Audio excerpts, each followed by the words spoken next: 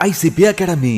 CA, CMA, CS, CAT போன்ற அனைத்து விதமான ப்ரொஃபஷனல் கோர்ஸ்களும் இங்கு எளிமையான முறையில் கற்றுத்தரப்படும். எங்களிடம் 25 வருடத்துக்கு மேல் அனுபவம் உள்ள ஆசிரியர்களும் உள்ளனர். அது மட்டும் இல்லாமல் ஆடிட்டர்களாலும் பயிற்சி அளிக்கப்படுகிறது. எங்களிடம் பயின்ற மாணவர்கள் மாநில அளவில் தேர்ச்சி பெற்றுள்ளனர் என்பதும் குறிப்பிடத்தக்கது. இந்த ப்ரொஃபஷனல் கோர்சஸோட கிளாஸஸ் பாத்தீங்க அப்படின்னா full time, part time, weekend classes அப்படின்னு பல விதமா இருக்கு. இதுல உங்களுக்கு எது கம்ஃபர்ட்டோ அதை சூஸ் பண்ணிக்கலாம். நீங்கள் வெளியூரை சேர்ந்த மாணவர்கள் என்றால் கவலை வேண்டாம். எங்களிடம் ஹாஸ்டல் வசதியும் உண்டு. மேலும் ஃப்ரீ டெஸ்ட் பேட்சும் நடத்தப்படுகிறது. இந்த ஃப்ரீ டெஸ்ட் பேட்சில் கலந்து கொண்ட அனைத்து மாணவர்களும் 100% தேர்ச்சி பெற்றுள்ளனர்.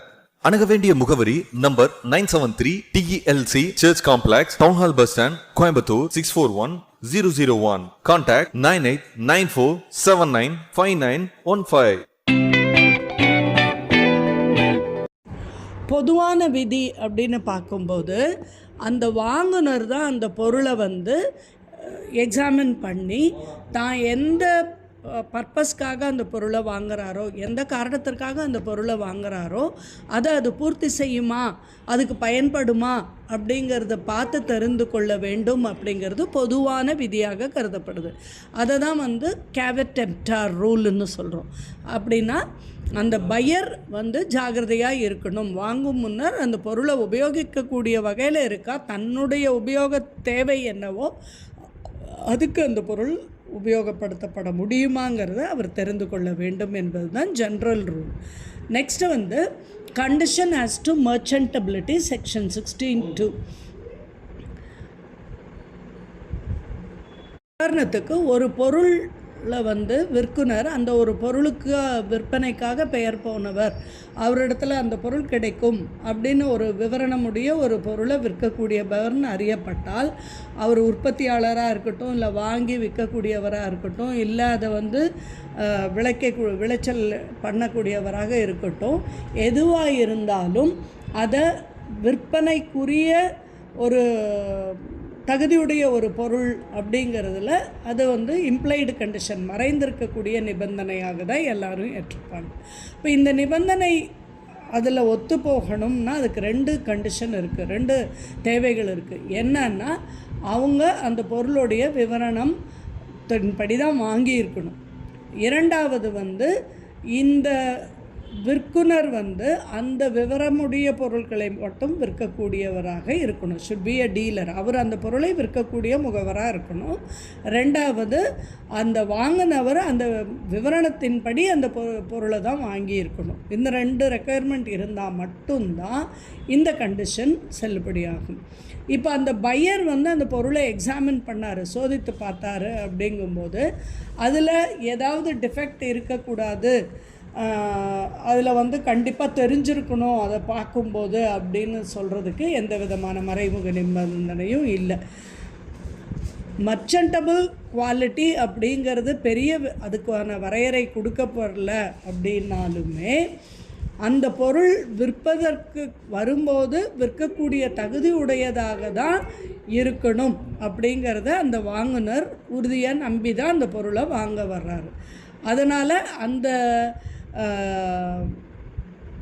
பொருளை விற்குனருக்கு அதில் ஒன்றும் ஒரு பெரிய சட்ட ரைட்டோ அல்லது அதுக்கு அந்த பொருளினுடைய உரிமைக்கோ அது வெளிப்படுத்தக்கூடிய தன்மை இருக்கிற மாதிரி எடுத்துக்கொள்ளக்கூடாது. அவர் நல்லா விவரமாக பார்த்து தான் வாங்கணும். எக்ஸாம்பிள் 13 என்ன சொல்லுதுன்னா, ஒரு ஆள் மோட்டருடைய வாகனத்துடைய ஹார்ன்ஸை ஆர்டர் பண்ணுறாரு. அதை உற்பத்தி பண்ணி விற்கிறவர்கிட்ட அந்த உற்பத்தி பண்ணி விற்ற அந்த ஹார்னை இவர் வாங்கும் பொழுது அதில் சில டேமேஜஸ் இருக்குது, அதில் சிராய்ப்புகள் இருக்குது, டேமேஜ் ஆகிருக்கு. அது எதனாலன்னா அது சரிவர பேக் செய்யப்படாததுனால அதை வாங்கும் தகுதியற்ற பொருளாக இந்த வாங்குபவர் கணக்கில் கொண்டு அதை அந்த விற்பனையை தள்ளுபடி செய்ய அவருக்கு எல்லா உரிமையும் இருக்குது. ஏன்னா அதை விற்கும் பொழுது அது வாங்கும் தன்மையுடைய பொருளாக இருக்கணும், அதாவது அதை பயன்படுத்தக்கூடிய தயார் நிலையில் இருக்கக்கூடியதாக இருக்கணும். அப்படி இல்லை, இவர் எதுக்காக வாங்குறாரோ அதுக்கு உபயோகம் அல்லாமல் அது அதனுடைய தன்மையை இழந்து இருந்ததுன்னா தாராளமாக அந்த வாங்குனர் அந்த பொருளை வாங்கிறதுக்கு மறுப்பு தெரிவிக்கலாம். இப்போ எக்ஸாம்பிள் 14 பார்க்குறோம். நம்ம ஒரு ஏ என்பவர் சியின் இடத்துலேருந்து ஒரு வெல்வெட் பிட் வாங்குறாரு. ஆனால் அது பார்த்தா அந்த அதை வந்து எறும்பு கடித்து சிறிய ஓட்டைகள் ஆகி இருந்தது. அப்போது அதனை வந்து வாங்கும் தன்மையற்ற ஒரு பொருளாக கருதி தாராளமாக தள்ளுபடி செய்யலாம். நெக்ஸ்ட் வந்து கண்டிஷன் டு ஹோல்சம்னஸ், முழுமை தன்மை அப்படிங்கிறதுக்குரிய கண்டிஷன்.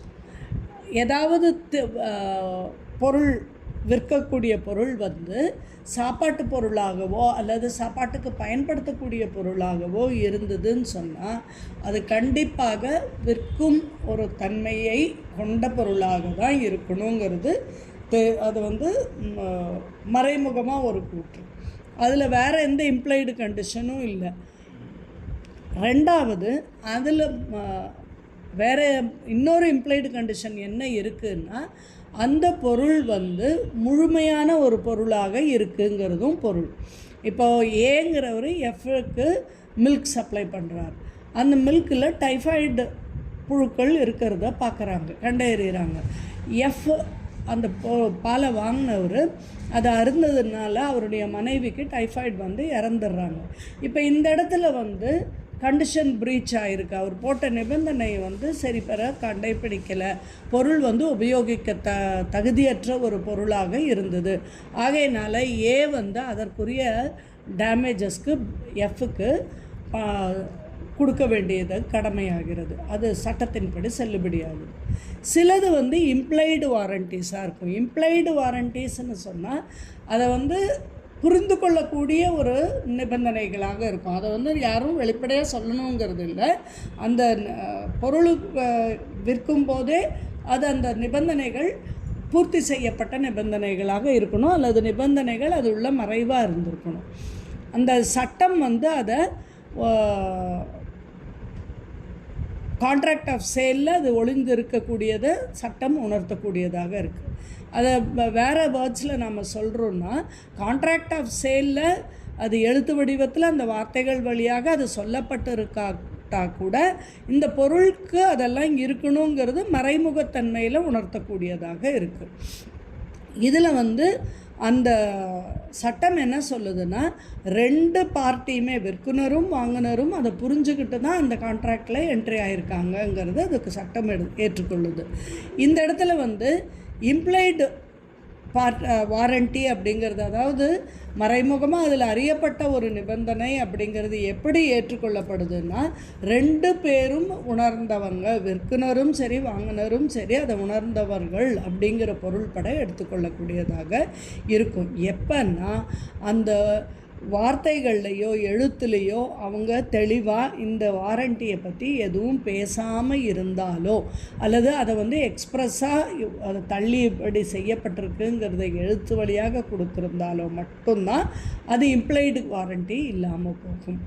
இதில் சிலது எக்ஸ்க்ளூடடாக இருக்கும், இந்த சட்டத்துக்குள்ளே வராததாக இருக்கும். அது என்னன்னு பார்க்குறது செக்ஷன் 62. இம்ப்ளைடு வாரண்டி அப்படிங்கிறது warranty as to undisturbed possession.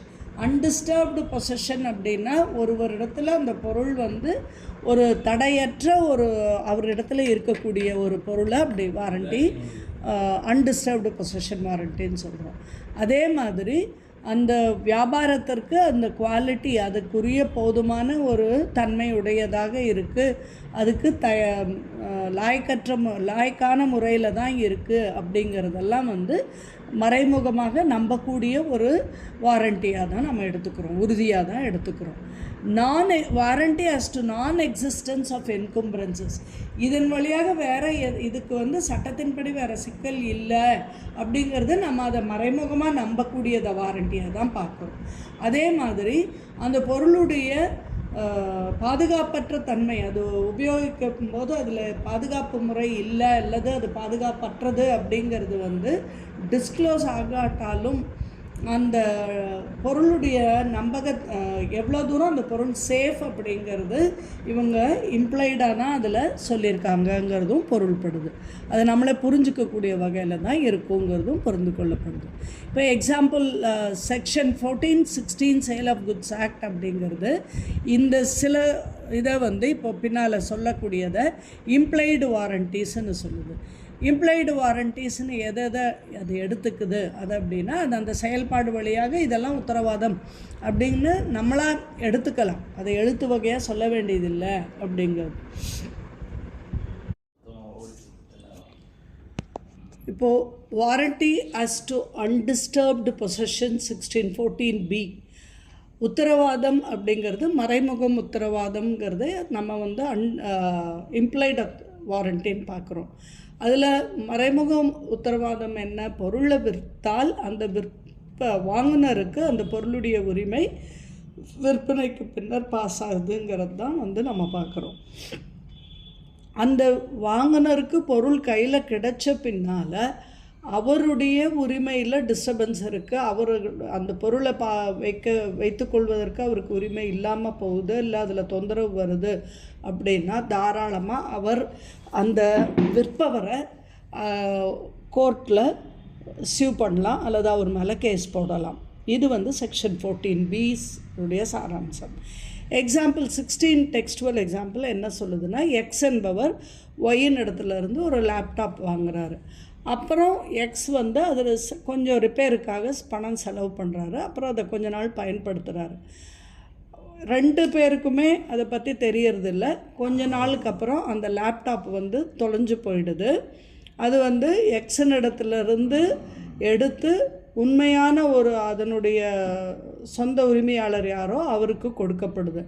அப்போது ஒய் என்பவர் அதை எக்ஸுக்கு விற்றப்போ அதனுடைய உரிமை அவருக்கு இல்லை. அந்த பொருளுடைய உரிமையாளர் ஒய் அல்ல என்பது தெரிய வருது.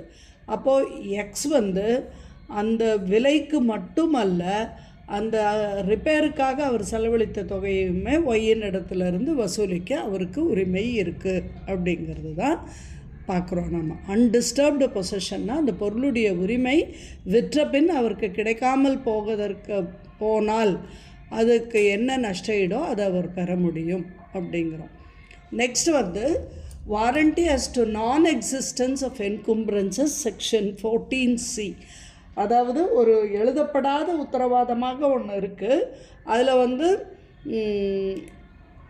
அந்த வாங்குனருக்கு தெரியாத ஒரு 3ஆம் நபருக்கு அதன் மேலே இருக்கக்கூடிய எந்த விதமான உரிமையும் இல்லை அப்படின்னு நம்பி தான் வாங்குகிறாங்க. அந்த கான்ட்ராக்ட் போடும்போதோ அல்லது அந்த பொருளை வாங்கும்போதோ அந்த மாதிரி அந்த பொருளுக்கு இந்த விற்குனரை தவிர்த்து வேற ஒரு 3ஆம் நபருக்கு எந்த விதமான அதில் ஆர்வமும் இல்லை, எந்த விதமான உரிமையும் இல்லை அப்படின்னு நம்பி தான் வாங்குறாரு. அப்படி ஏதாவது இருந்தால் அதற்கான நஷ்டத்தை விற்குனர் வாங்குனருக்கு கொடுக்கணுங்கிறது தான் விதிமுறை. இப்போ எக்ஸாம்பிள் 17 சொல்லுது, ஏ தன்னுடைய ஒரு காரை சியின் இடத்துல அடமானம் வைக்கிறாரு 1,50,000க்கு. அதை மறுநாள் அந்த காரை அவருக்கு உரிமை கொடுக்கறதாக ஒரு ப்ராமிஸ் மேலே தான் அந்த கடனை வாங்குறாரு. இதற்கிடையில் ஏ பிக்கு அந்த காரை இமீடியட்டாக வித்துடுறாரு. பி இதை பற்றிலாம் எதுவுமே தெரியாமல் அந்த காரை ஏன்னு இடத்துல வாங்கிக்கிறாரு. அப்போது சி என்ன பண்ணலாம், ஒன்றா பின்னு இடத்துல தன்னை அந்த பி ஏன்னு இடத்துல அந்த கடனை தனக்கு திருப்பி தர சொல்லி கேட்கலாம். இல்லைன்னா ஏன் மேலே ஒரு சட்டத்தின் பூர்வமான நடவடிக்கை எடுக்கலாம். இது அந்த செக்ஷன் 14C சொல்லுது. நெக்ஸ்ட் 3வது அந்த வியாபாரத்திற்கான அந்த பொருள் தரத்தின் வகையிலும் இல்லை அந்த விற்பனைக்கு தகுதியான வகையிலும் சிறப்பாக இருக்குது அப்படிங்கிறதும் மறைமுகமான உத்தரவாதமாக தான் கருதப்படுது. அப்போ அந்த மாதிரி அந்த பொருள் வியாபாரத்திற்கு உகந்ததாகவோ அல்லது அதற்குரிய அந்த ஒரு தன்மையோடு இல்லை, விற்பனைக்கு தகுந்த தன்மையோடு இல்லை அப்படின்னு சொன்னாலோ அது அந்த பையர் பிவேர் அப்படின்னு பார்த்தோம் இல்லையா நம்ம ஏற்கனவே. பையர் தான் வாங்கிறதுக்கு முன்னால் அந்த பொருளை பற்றின எல்லா உண்மையையும் தெரிந்திருக்கணும் அப்படிங்கிறது கட்டாயம். அந்த பொருள் குவாலிட்டி வைஸ் நல்லா இருக்கா, வாங்கி உபயோகப்படுத்துறதுக்கு தயாரான நிலைமையில் இருக்கா அப்படிங்கிறது மறைமுகமான உத்தரவாதமாக தான் கருதப்படுது. அப்போ விற்குனர் அந்த பொருளை பற்றின உண்மை அப்படிங்கிறத கரெக்டாக சொல்லணும். அதுக்காக சும்மா இல்லாததும் ஒரு பொய்யான ஒரு உண்மை நம்பத்தகுந்த வகையிலும் சொல்லக்கூடாதது அப்படிங்கிறதும் அந்த சட்டத்திற்கு பொருத்தமானதாக இருக்குது. 4வது dangerous nature of the goods. அந்த பொருளுடைய பாதுகாப்பற்ற தன்மை அந்த வாங்குனருக்கு தெரிஞ்சிருக்கணும். அது வாங்குனருக்கு தெரியாது அப்படிங்கிற பட்சத்தில் அதை விற்பவர் அந்த பொருளுடைய தன்மை என்ன, அது என்ன ஒரு அபாயகரமான தன்மை அதில் ஒளிஞ்சிருக்குங்கிறத சொல்லணும். அப்படி சொல்லலை அப்படிங்கிற பட்சத்தில் அந்த விற்குனர் அதற்கான நஷ்ட ஈடை கொடுக்கக்கூடியவராகிறார் அப்படிங்கிறதும் பார்க்குறோம். நம்ம ஏற்கனவே சொன்ன விதியில் விற்குனர் அதனுடைய குவாலிட்டி, அதனுடைய விற்பனைக்கு உகந்தது அப்படிங்கிறதெல்லாம் விற்பனை செய்யக்கூடிய பொருளுக்கு இருக்கும் அப்படிங்கிறத உறுதியாக நம்பி தான் வாங்குனர் வாங்குறாரு. வாங்குனருடைய பொறுப்பு தான் அதை பற்றி தெரிஞ்சுக்கிறது. அப்படிங்கிற போதிலும் விற்பதற்காக சும்மாவாது ஒரு அதிகப்படியான பொய்களை சொல்லக்கூடாதுங்கிறது விற்குனருடைய ஒரு தகுதியாகவும் பார்க்கப்படுது. ஆனால் இந்த விதிக்கு சில விதிவிலக்குகளும் உண்டு அப்படிங்கிறதையும் பார்க்குறோம்.